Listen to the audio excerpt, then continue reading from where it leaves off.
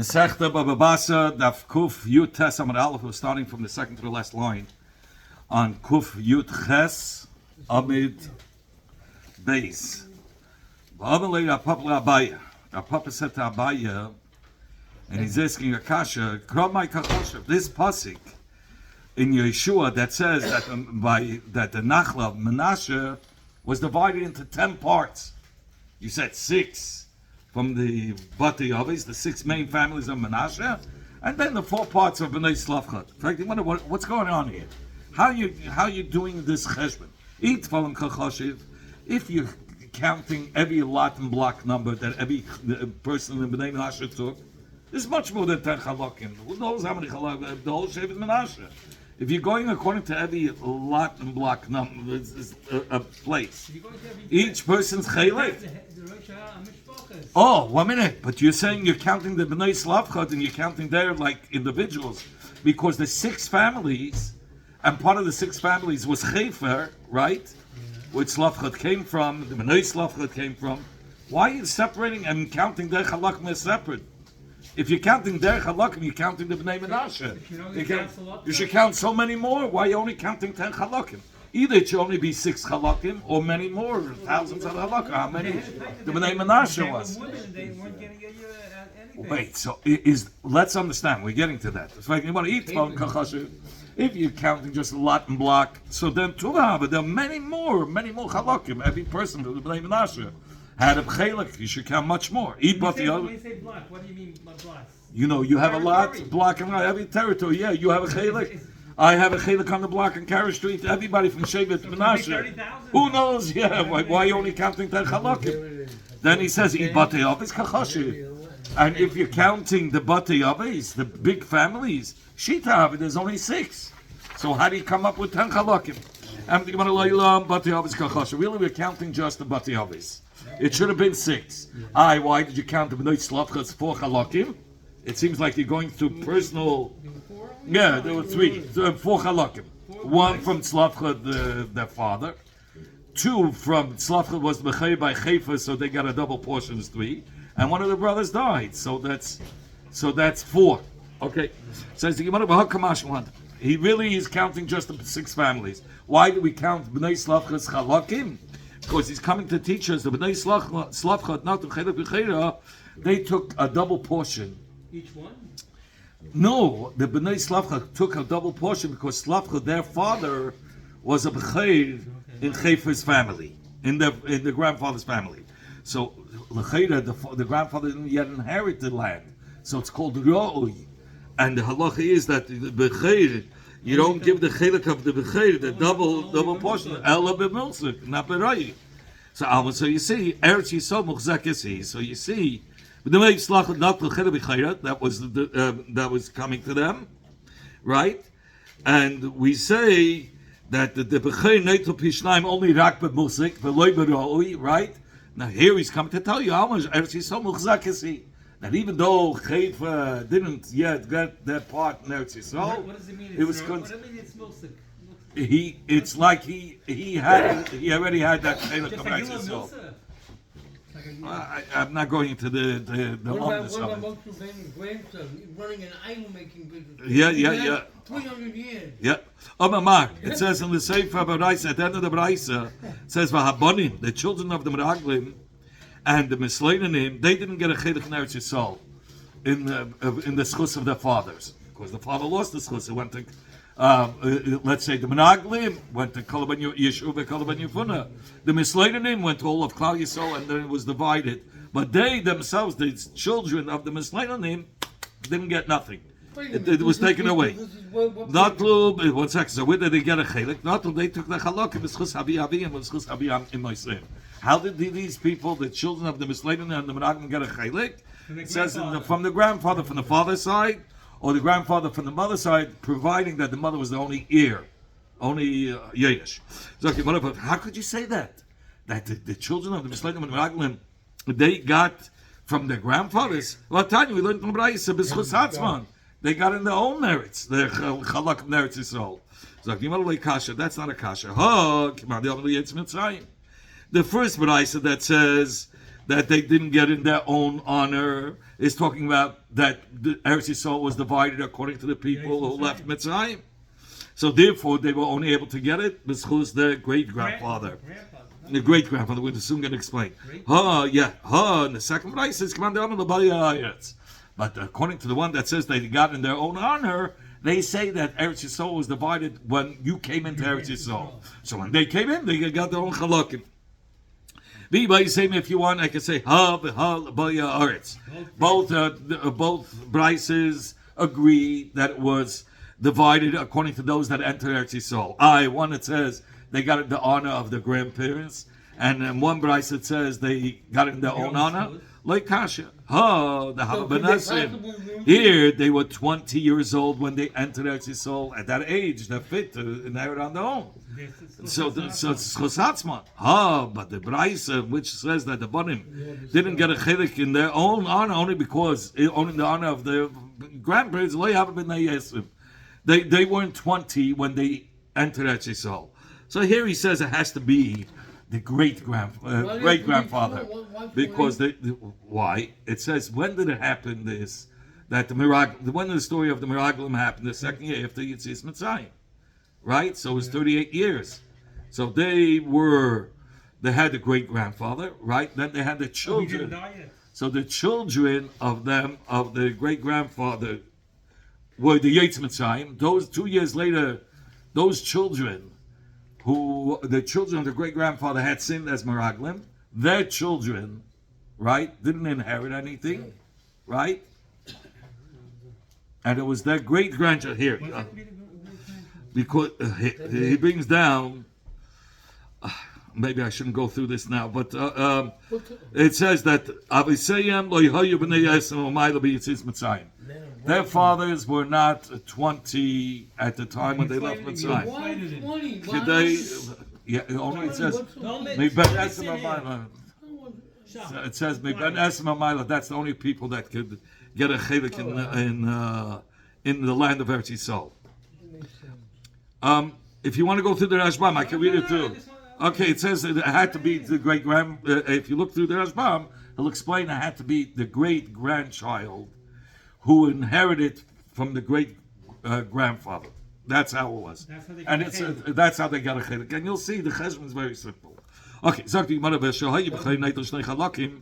Bechayr would take two parts. In the Nechasim of Chayfa, who was the Bechayr? Tzlachah. So the daughters of Tzlachah got that double chelik. In fact, why should they get the extra chelik of Chayfa if Chayfa didn't even have it? Royu. It was only considered fit for him to get that chelik. A Bechayr cannot take something from, like Chayfa, who was the father, the Bnei Slavcha's grandfather. He didn't inherit. He died in the Midbar. He didn't even get a chelik in Eretz Yisrael. And you want to say that the Bnei Slavcha inherited? So this is where the mucker is. I just told you the Rashbam. So he says, how could they inherit if Chayfa never even got into Eretz Yisrael to have a hold of his chelik, to say when he died that the Bechayr gets two chalakim because the grandfather was already a muchzik, he was in Eretz Yisrael. Chayfa was not in Eretz Yisrael, he died in the Midbar. So it's called Ra'ui. And a Bechayr cannot get a second chelik in Ra'ui. So B'nai Slavcha, how did they get a double chelik? Rabbi Yehuda, right, Slavcha could not have two, it's correct. The B'nai Slavcha couldn't have inherited a double chelik. So Rabbi Yehuda, Shmuel, you're right. In the land, they didn't get double. They got B'yizdos Oyalim. And they only got in the tents. Everybody had a tent in the Midbar. Everybody had pegs to hold a tent. Yeah. So the father's chalakim in the tents, they got a double chelik from Chayfa. Pegs to make tents, for the temporary tents. They got all other metaltlin that the father had. That's what they got, the second chelik. The first chelik of Chayfa they got, because that you can have even though it's bera'oi. But Eretz Yisrael. Bera'oi, that they can have. But the double, you can't get bera'oi, you can be mulsik. If it's bera'oi... We're saying that Eretz Yisrael is kemulsik. Wait, we didn't get to that yet. No, now we're saying not. They did not inherit a double chelik in land. They only got one chelik. The double chelik they did not get because they cannot inherit beroy. So what was the double that they got? It says they got the double in metaltalin. And he uses the words yizdois oilim because that was the most common metaltalin that everybody had in the midbar, because everybody in the midbar had a tent, had pegs to hold up the tent. That's what he brings down from here at 12. What's peg's worth? No, pegs is just a sign of metaltalin. A sign of metaltalin. But he got, aside from that, all the metaltalin, they got that second chelik. Sagt die Gemara, Rabbi asked the question, it says, Rabbi Yehuda says, that the daughters of Slavcha took 4 portions, and look what he says further. Shenema, like it says, Vayiplu Chavle Menashe Asora. The Lashon Chevel is, if you remember Chevel, we had in the Mishnah, didn't you know Chevel is a rope to measure the karka when you're dividing the karka? Here, Shekein Karka Nimdedes Umischalekes Bechavolim. If he's using, the Torah is using the Lashon Chavolim, that means they got a double portion in Karka, because the Lashon Chavolim is for Karka. So how is it that they got a double portion in Karka? Says Yimon Elam Rabba, Eretz Yisol Much Zekesi. If the Yetz Mitzrayim, even though they didn't enter Eretz Yisol, it was as if they got the chelik of land in Eretz Yisol. Meisri, in fact, Yimon Akasha, Amar Avchitka, Rabbi Chitka said, Shimon Hashikmeini, Hoyli Chava, Mitamid Rabbi Akiva. Rabbi Chitka said, Shimon Hashikmeini was my friend, and he was of the students of Rabbi Akiva. And so said so would say Rabbi Shimon Hashikmeini. Yoideya Hoya Meisha Beno Shebenoi Slavchad Yoishesei. He said, for sure Meisha Beno knew that the Bnei Slavchat are going to inherit just like Banim. He knew that did. So we didn't have to ask the Eibishter. He didn't have to ask the Eibishter about if he's going to yashin, if the Bnei Slavchat are worthy of yashining. They knew it very simply. Why? How did they know that? Because Moshe Rabbeinu made a cheshbon from Yivum, that it says that a brother cannot be Yavim, the brother who died, he can't marry his brother's wife if he has a son. But the Gemara says the same thing. He can't marry his brother's wife if he has a daughter. And by the son, if he has a son, we say the son, not the brother, because the brother cannot marry the wife. The son inherits everything of the father. So if there's no son and there's a daughter and he cannot do Yivim, obviously the daughter also gets the same thing. So what didn't he know? What did he have to go to HaKadosh Baruch Hu to ask? So he says, he didn't know whether they could take a chelik in the Bechera shop, the double portion, or not. Really, this Pasha of Yerusha should have been written through Moshe Rabbeinu. The whole Torah was given through Moshe. Because But he knew. Didn't know it. But nice, no, not because of that. But he should have, because of that question. Because they were tzidkanius, they merited that that the Pasha of Nachla should be written through them. And also the story with the Mekoshish Eitzim, that was Tzlavcha. He went ahead and he did a malach on Shabbos despiteful. Why did he do it? To show the people, hey, you can't get away with doing a malach on Shabbos. You're going to get killed for that. So he went ahead and did it. So Moshe Rabbeinu knew about the Mekoshish that he's Chayiv Misa. For doing a malach on Shabbos, being Mechal Shabbos, he's Chayiv Misa. But he did not know what kind of Misa. Is it Chenek or Skila? How do you know Mechal Shabbos Yechayish? And I'm Mechal Allah, you base Yumas. Somebody's Mechal Shabbos, he has to die. He didn't know which Misa should he die with. And here it is 3 days what he did. Why didn't he know that? Maybe should tell So him because it was, we'll soon explain why. So the malacha that he did was either he gathered wood that was spread out, or the other day is that he carried the wood, Dalad Amas Mishusarabim, or others said he did koitze, he cut. What could be worse Okay, than so- Moroccan? Oh, but the kosher means that he's like. He did a malach on Shabbos. What's the title of the word kosher? That's what I'm saying. There's three shitas what mekosher means. Either ma'amer, or it's ma'avir, bringing it over Dalet Hamas, or koitze. Okay. So the Gemara, uya hoisa pash mekosher tikosav ayde Moshe. Really, the pashas of mekosher should have been written through Moshe Rabbeinu. Alashin is chai mekosher. Since mekosher was the one that became chai of Misa, v'nichtava al yodei. It was written through him. L'lamedcha, to teach you. Shemegalgalin schus hayidei zakai. The din in Yerusha was given through the Bnei Slavcha. Why? Because they were tzidkanius. They were because of the righteousness. And you're megalgalin schus hayidei zakai.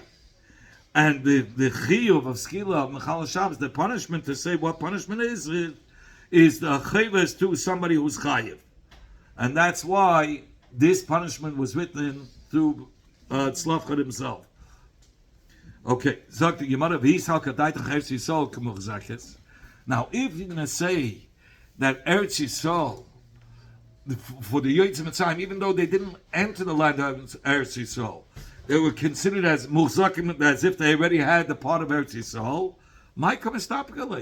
What was the suffix by Moshe if they should get a double chelik or not? They were muhzakim. Chayfa was considered as a muhzik. He had it already. He had it already. I'm thinking about it. He gufa mistapkale. He says this in itself. He couldn't understand whether Eretz Yisrael is considered as muhzakim for the Yotzim Mitzrayim or not. That's what Moshe was mistapik. Because in the Chsiv, it says in the Pasuk, Manasati oisa lachem meirasha ani Hashem. Meirasha means to bequeath. So that Moshe, it says in the Pasuk, that the Eibishter gave this land, that it should be bequeathed by the Yotzim Mitzrayim. So they weren't muhzakim. They were only going to be bequeathed. But they didn't have it. But then it says, Yerusha hi lachem aveseichem. It says it's a Yerusha, this land is a Yerusha to you from your fathers. So now the shaila is, because it says it's a Yerusha, he learns here, Meirasha means that they already were Yerusha. So if you learn they were Yerusha, they got it. That the Yotzim Mitzrayim or Yerusha, they had it. That means the Yotzim Mitzrayim owned the land already. Had the land that were muhzakim. Here he says, "Shalahem nitna haaretz, v'lachein he nechshavs kemuchzakes b'yadchem etzes Mitzrayim," because he called it a Yerusha. Or Dilma, perhaps shemerisha ve'enan Yerusha. Maybe it means that they could only bequeath, but they didn't inherit it themselves. They weren't muhzakim because kiheim atzma yichyu b'knis la'aretz. Because they didn't live entering while they entered Eretz Yisrael. So this is so if you learn Meirishim only means bequeathing, that means they weren't Yershim, so they weren't Muhzakim. But if you learn Meirasha means both, it means Sai to bequeath and Yerusha, so then they're Muhzakim. Upashtalei Tavayu, and he answered, and Hashem was patient the suffix that both are right. It's Sai bequeathing. Meirasha, you see, you have a shayla what Meirasha means. Does Meirasha mean like the first pshat, Yerusha Hila Chemla Mavesechem? Does it mean it's a Yerusha? Or Meirasha means no, it's just bequeathing, but Veloi Ve'enon Yershim, they didn't inherit it yet because they didn't enter Eretz Yisrael. They weren't Mosek. Upashalei Tavayu, and the Eibishter answered the suffix that Meirasha means both. Yerusha Hilachem, it's Yerusha, for those that Yotzim Mitzrayim Aveiseichem from your fathers, from the Yotzim Mitzrayim, Umeirishin, and they bequeathed. But the Einan Yoshim, but they themselves, Taka, didn't inherit it themselves, but it was considered as your Yerusha. That's why they were able to Meirish. That's why they were able to Meirish the double Chelik. V'hainu d'chsiv, and this is similarly to what it's mashma from the pasuk by Shir Sayam. Here was a nevuah that the Eibishter was telling them to the Yotzim Mitzrayim. It was told to them by the Yotzim Mitzrayim that they're going to be Meirish. But they were saying it, Moshe Rabbeinu said it to them, and it says when Moshe Rabbeinu, this pasuk was said to the Yidden, but it was like B'derech Nevuah, that it's Moshe was saying it to the Yidden. So it was B'derech Nevuah that they weren't going to enter Eretz Yisrael. Mahainu d'chsiv, and we see similar, that there was a similar Nevuah. It says, Tivi Ema, they will bring, V'tzita Emoi, and they will plant B'hanach Lascha, in the heart of your Yerusha. But Tivi Einu Eisanu Loinama, it doesn't say we will bring. It says they will bring. Ela Tivi Ema, which means Tivi Ema Oisam. Only they will bring to the Har Hashem. Malamet Shoyim Misnapnim, Ve'enu Yedei Man Misnapnim. That the Yidden were saying these words, they didn't realize they were saying a nevuah that they will not enter Eretz Yisrael. That's just like over here, when it says Meirasha, means that they're not going to actually come into Eretz Yisrael to inherit the land. Okay, it says Benegeya to the Tviya of Bnei Slavcha. The Gemara brings the Braisa from the Sifri. It says, "V'atamoidna lefnei Moshe, lefnei Elazar HaKohen, v'lefnei Hanesim, v'kol ha'eda." The Bnei Slavcha stood up before Moshe, before Elazar HaKohen, then before the Nesim, and before the whole Gemeinde. Gemara, Asher amdu lefnei Moshe chulu, and they came to Moshe. And when Moshe didn't know, they came to Elazar. But and Moshe and Elazar were not able to answer anything to the Tviyah. And so and then they stood up before the Nesiim. And then they stood up before the Eidah to find the answer to their question. If to Moshe there was no answer, where would there be an answer for Elazar? Moshe taught everybody. And if to both Moshe and Elazar there was no answer, where would the Nesiim and the rest of the Eidah know it from? Says the Gemara, Elasaras Hamikra B'Dashehu. You have to reverse the order. The order was that they first went to the Eidah, and then to the Nesiim, and then to Elazar, and then to Moshe Rabbeinu. Divrei Rabbi Yeshua. That's the words of Rabbi Yeshua. Why does it say Moshe first? Because, so the Rashbam brings down that the reason why he said Moshe first, Pashat, when you mention names, between names, you should mention Moshe first, out of respect. Here he says, Moshe Kibab right? So, this that he is here he says he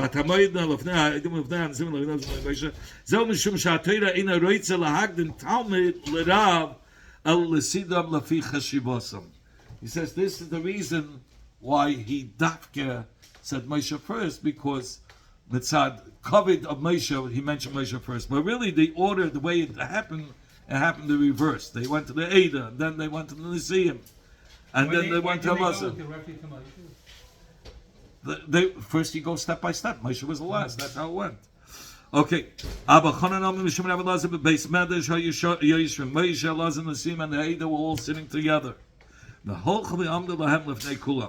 And the Bnei Slavcha came and asked in front of all of them. In fact, the Gemara, so here you see that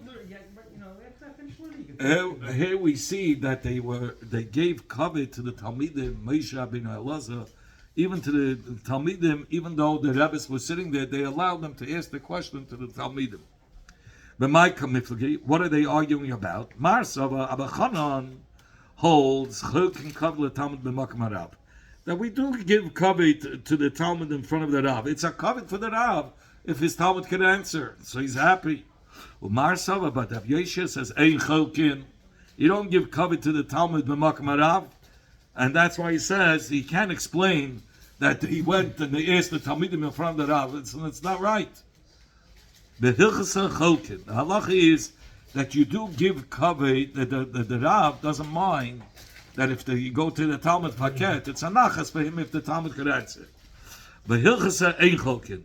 And the halacha is that you don't give covet to the Talmud. In fact, the Gemara Kasha Hilchasa Hilchasa.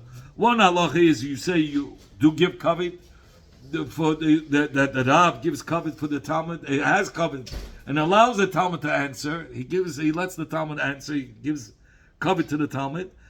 And one that says no, you don't. Says Gemara hilchsa loy kasha. Ha the palagre le Rabbi Yekara.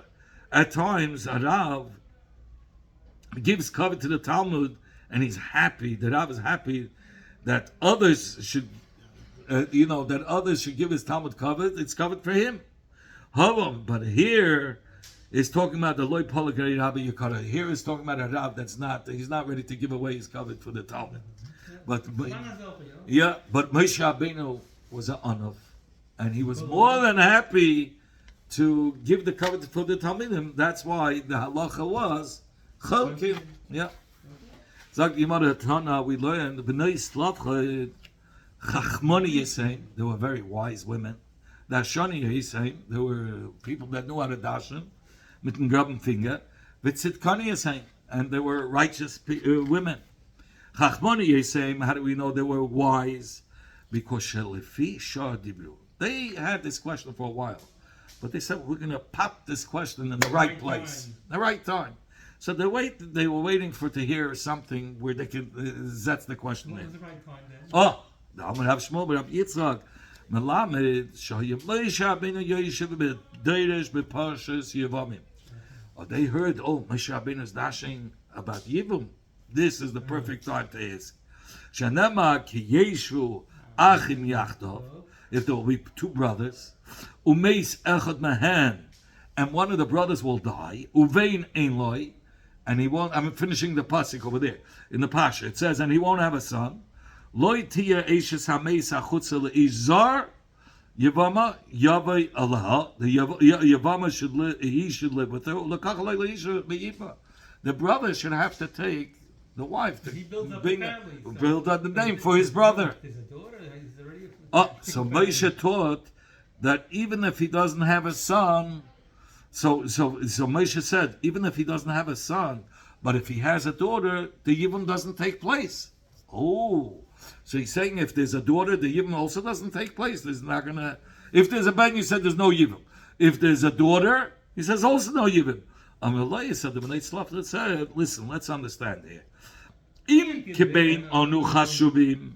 If we consider it as boys, so listen to Pater, our mother, from fulfilling the mitzvah of Yibum. To know Lono Nachla Kivein, give us the Yerusha just like the son is going to inherit his father. There's no son. And you're saying there's no din of Yibum because we are like a babe, so let's get the Yerusha. The Imlav, and if you're going to say no, we're not considered as a ben, so Tiziyavim Imenu, let our mother be Mechuyev in the mitzvah of Yibum. Miyod, Vayakiv, Moshe, Mishpat Lefnei Hashem. Immediately, Moshe came and brought this Shaila before Hashem. Da Shoni Yoshein, where do we see the Zemikan Drei mit dem graben finger? So here you see, Shaya Amos. They said to Moshe, Ilu Haya Bain, if the brother would have had a son, then the one that died, the brother that died, if he would have left over a son, Loy Di Barno, we would have never said a word. Because we knew that a ben comes before a bas. would have had a ben. That's what I mean. Here he's talking about by Yivim, two brothers. One of the brothers died. So we said if that brother who died had a ben, we wouldn't even come with a shaila. If there was a ben. That means, if there was a son, we know the ben is koydam labas. So we wouldn't even ask. Oh, because they would have a marker to ask. Because they say we know that a ben comes before a bas. So they will learn it. Okay. In fact, your mother, what do you mean that the Bnei Slavchat said, Ilu Hayalai Bain? But Tanya, we learned in a different brayse that the Bnei Slavchat said, Ilu Hayalai Bas Loi Dibarno. It says that if he would have had a daughter, we wouldn't have said anything. By the Yibum case. By the Yibum case. If there would have been or by Yerusha. He means by Yerusha. If there's a Bain, we didn't have a Shaila. The son comes first. We cannot demand by the Yerusha that we should get a chayla because a ben is koydel bas. But we learned in the Braisa, it says if he would have had a bas, another daughter, right? What's the shot? So, frankly, mother, if he would have had a bas, that doesn't make sense. What do you mean we wouldn't loy dibarna? We wouldn't speak. Amar Rabbi Yirmiyah mesame mekani bas. You have to. This Bryce has a mistake. Abaye Amar no afilo haya bas labein, meaning the ben was first. If we had a brother, and the brother died, but if before the brother died, he had a daughter, so we wouldn't say a word because that our niece would come before us because it's a direct that daughter, the brother Yashim, the daughter is a direct descendant of the ben who Yashim already. So we wouldn't say a word. We know that we don't come before the niece. Sikani is saying, how do we know that they were righteous women? This is what they. This was Dashoni is saying. They knew not to ask. We're not going to ask if we had a brother because we know Ben Kan Labas. And even the Bryce that says we're not going to ask. We wouldn't even ask for a Yerush if there was a bas. It means the bas of the bane of their brother. They wouldn't ask. They wouldn't either ask. They know that the bas of the son comes before them. Sikani is saying, where do we see that there were righteous women? They only married those that were fitting to them, meaning even from their sheva they took, even though they were allowed to marry out to other shvatim. Tani Rabbi Elazar ben Yaakov, afilu ketanash behem loy nises pchusim ha'abayim shana. Even the youngest of the daughters of Tzlachat did not marry before 40. They got married at 40 because it took them a long time to. They waited